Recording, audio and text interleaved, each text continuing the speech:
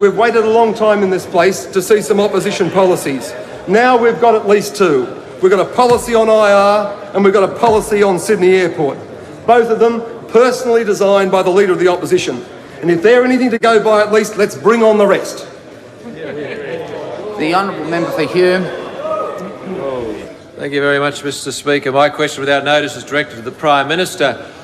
Is the Prime Minister aware that the Regional Airlines Association, the Air Traffic Controllers Union, the Australian International Pilots Federation and even the Minister's own colleague, the former Minister for Transport, Senator Collins, have all agreed that it is possible to operate the 3 runways at Kingsford Smith Airport in a safe manner? Doesn't this prove that your claim that a 3-runway operation at Kingsford Smith cannot be conducted safely is clearly false?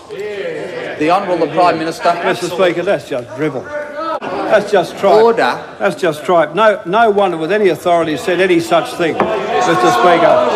Mr Speaker. And if that's the case, why were you arguing so hard for the 3rd runway for so long? Oh, so we're down to that sort of dishonesty now, are we? We're now down to that sort of dishonesty. As the 3rd runway means the 2nd seaward runway, but it's now only 2 because the previous one's not operating. Is that right? Hey? Is that what you're about?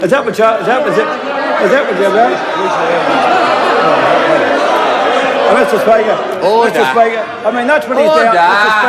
Mr Speaker, I've seen some low rent stuff in this House in my time.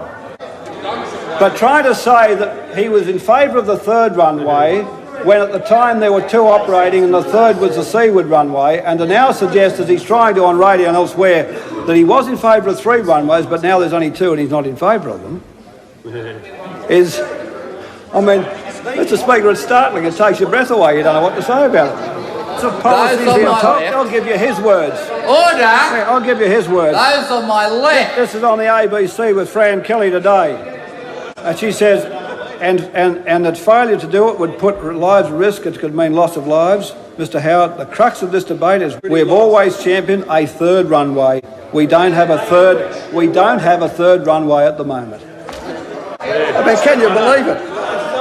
Can you believe it, Mr Speaker? In other words, Mr Speaker, when he was out there arguing to build the 3rd runway, when he said that we need 2 north-south runways, Member for Flinders. he said, Mr Speaker, the case for it on general interest grounds is absolutely overwhelming. So you didn't mean that at the time, is that right? I mean, that was just, well, when you said our policy is to build it, you meant the one that was already built. Is that what you meant? You meant the one that was already built. Mr Speaker, what it really means is, though, is what this saga has meant from the very start. That once the blowtorch is put onto John Howard about anything that's difficult, he drops back. He drops back.